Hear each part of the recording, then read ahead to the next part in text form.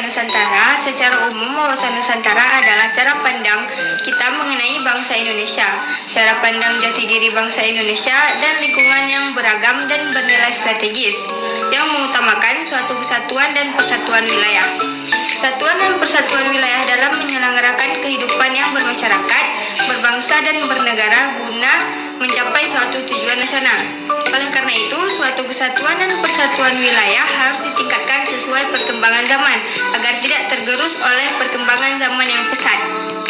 Dalam tata letak, Nusantara menggambarkan suatu perairan dan pulau-pulau yang diapit oleh Samudra Pasifik dan Samudra Hindia. Nusantara juga berada di antara benua Asia dan benua Australia.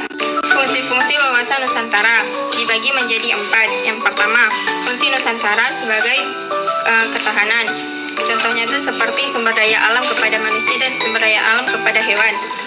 Yang kedua, fungsi-fungsi Nusantara sebagai pembangunan. Contohnya seperti pelestarian alam. Yang ketiga, fungsi-fungsi Nusantara sebagai ketahanan dan keamanan. Contohnya keamanan laut. Yang keempat, fungsi Nusantara sebagai wawasan kewilayahan untuk mencegah sengketa dengan negara tetangga, meliputi pembatasan batas wilayah dan penyelesaian secara damai. Ada beberapa konsep wawasan Nusantara, meliputi beberapa aspek. Yang pertama, aspek historis, dilihat dari sejarah Indonesia. Sejak dulu bangsa Indonesia menunjukkan suatu bangsa yang bersatu dengan wilayah yang utuh.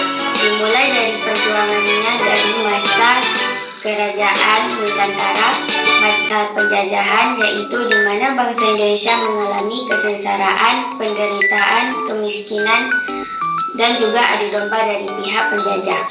Hingga masa terakhir yaitu masa kemerdekaan. Hingga saat ini perairan Indonesia berdasarkan Ordonansi 1939, yaitu sejauh 3 mil. Selebih dari 3 mil dianggap lautan internasional. Kemudian yang kedua ada secara aspek geografis dan sosial budaya, di mana Nusantara itu memiliki letak geografis dan posisi yang unik, yaitu berada tepat di garis khatulistiwa.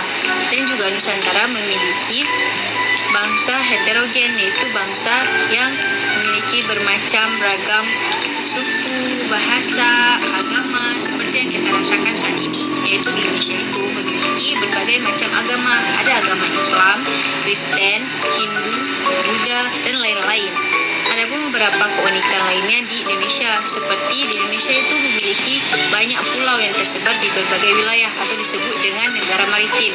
Yang kedua, Indonesia itu diapit oleh 2 benua, yaitu benua Asia, Australia, dan Samudra Hindia Pasifik. Dan juga kita itu memiliki wilayah yang subur dan memiliki banyak etnik sehingga banyak budayanya. Mendeskripsikan urgensi wawasan Nusantara.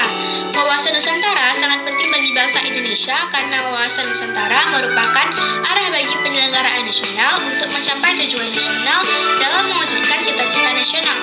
Dengan demikian, wawasan Nusantara berfungsi sebagai panduan dan pedoman bagi penyelenggaraan bagi kehidupan yang memberikan motivasi dorongan untuk mencapai tujuan.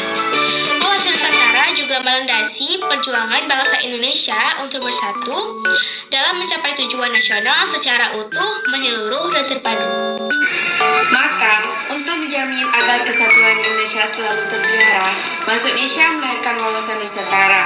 Pandangan itu adalah satu konsepsi geopolitik dan geostrategi yang menyatakan bahwa Kepulauan Nusantara yang meliputi seluruh wilayah daratan, lautan, dan ruang angkasa di atasnya, beserta seluruh penduduknya adalah suatu kesatuan politik, ekonomi, sosial, budaya, dan pertahanan keamanan. Agar bangsa Indonesia mencapai tujuannya, yaitu terwujudnya masyarakat yang maju, adil, dan makmur berdasarkan Pancasila. Wawasan Nusantara harus diaktualisasikan dan tidak tinggal sebagai semboyan atau kondisi belaka.